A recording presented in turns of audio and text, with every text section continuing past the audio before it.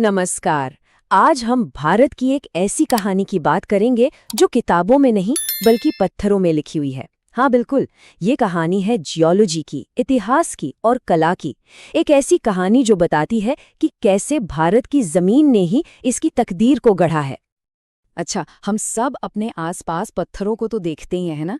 पर क्या कभी ये सोचा है कि क्या एक पत्थर सिर्फ एक पत्थर होता है या उसके पीछे भी कोई बहुत गहरी कहानी छिपी हो सकती है? भारत में तो हर चट्टान, हर पत्थर एक कहानीकार है।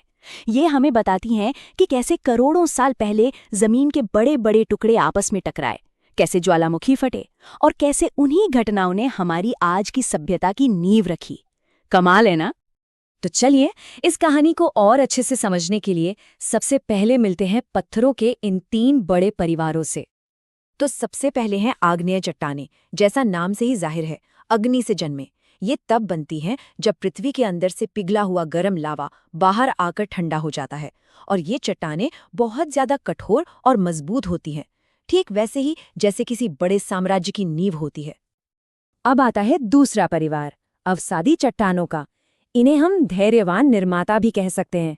सोचिए, हजारों लाखों साल तक नदियां, हवा अपने साथ मिट्टी और रेत लाती रहीं, परत दर परत जमा करती रहीं, और उन्हीं परतों के दबने से ये चट्टानें बनी। और सबसे दिलचस्प बात, इनकी हर परत में गुजरे हुए जमाने का कोई राज या कोई पुराना जीवाश्म भी दफन हो सकता है। और फिर आता है तीसरा परिवार, रूपांतरित चट्टानों का। ये हैं महान परिवर्तक। होता क्या है कि जब पहली 2 तरह की चट्टानें यानी आग्नेय और अवसादी जमीन के बहुत नीचे चली जाती हैं, तो वहां की जबरदस्त गर्मी और दबाव से वो पूरी तरह बदल जाती हैं। उनका रूप, उनका रंग, सब कुछ, और वो पहले से कई ज्यादा मजबूत और चमकदार बन जाती हैं। तो एक नज़र में इन तीनों परिवारों को देख लेते हैं। देखिए कितना साफ है। आग्नेय जो पिघले हुए मैग्मा से बनी, अवसादी जो परतों के दबने से बनी, और रूपांतरित जो गर्मी और दबाव से बदल गई। और यहीं से आता है इनका अलग अलग स्वभाव। ग्रेनाइट की जबरदस्त मजबूती, बलुआ पत्थर की परतें और संगमरमर की वो खूबसूरत चमक, सबकी जड़ यहीं है। ठीक है, तो अब हम इन परिवारों को तो जान गए।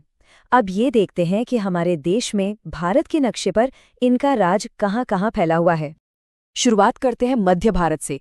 यहाँ फैला है दक्कन का पठार। ये काले बेसाल्ट पत्थरों का एक बहुत बड़ा साम्राज्य है। असल में ये दुनिया का सबसे बड़ा ज्वालामुखीय पठार है। और सबसे कमाल की बात जानते हैं क्या है? इसी काले पत्थर के टूटने से वो उपजाऊ काली मिट्टी बनी है जिस पर कपास की खेती होती है।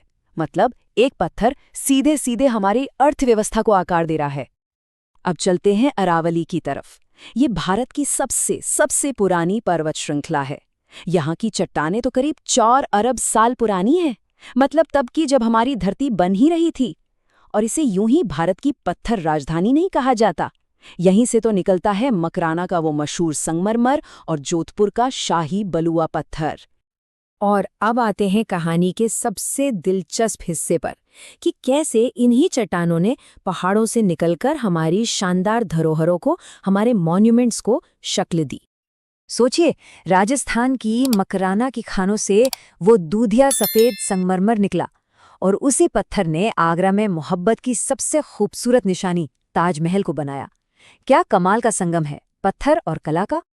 और सिर्फ ताजमहल ही नहीं, राजस्थान और आगरा के इलाकों से जो लाल बलुआ पत्थर निकला, उसी से तो दिल्ली का वो विशाल लाल किला बना है। वो किला जो सदियों से भारत की ताकत का प्रतीक रहा है। यहाँ पत्थर सिर्फ एक इमारत नहीं है, वो खुद इतिहास का गवाह है। बिल्कुल इसी तरह खजुराहो में वहाँ के लोकल बलुआ पत्थर को तराशकर कारीगरों ने ऐसे हैरत अंगेज मंदिर बनाए जिनकी मूर्तियां देखकर लगता है कि पत्थर में जान डाल दी गई हो। सच में वहाँ की हर तराश एक कहानी कहती है।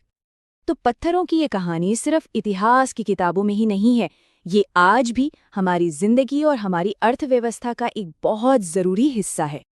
आपको पता है, आज भारत पूरी दुनिया में ग्रेनाइट और संगमरमर के सबसे बड़े एक्सपोर्टर्स में से एक है। हमारे देश के पत्थर दुनिया भर के घरों और बड़ी बड़ी इमारतों की शान बढ़ा रहे हैं। और ये सिर्फ व्यापार की बात नहीं है। खदानों में काम करने वालों से लेकर पत्थरों को काटने और पॉलिश करने वाली यूनिट्स तक, ये पूरी इंडस्ट्री हमारे देश में लाखों लोगों को रोजगार देती है। लेकिन इस विरासत का एक दूसरा पहलू भी है। ये एक दो-धारी तलवार की तरह है। एक तरफ तो ये पत्थर उद्योग देश की तरक्की में मदद करता है, पर दूसरी तरफ माइनिंग की वजह से मिट्टी का कटाव और पोल्यूशन जैसी बड़ी एनवायरमेंटल चुनौतियां भी हमारे सामने हैं। तो ये साफ है कि भारत की कहानी सच में पत्थरों पर लिखी है। ये एक ऐसी विरासत है जो हमें कुदरत से मिली और जिसे हमने अपनी कला और संस्कृति से संवारा। पर अब सवाल ये उठता है कि इसका अगला चैप्टर कौन लिखेगा? इस विरासत का भविष्य क्या होगा? ये इस बात पर निर्भर करेगा कि हम और हमारी आने वाली पीढ़ियां इसे कैसे सहेजते हैं और कैसे आगे बढ़ाते हैं।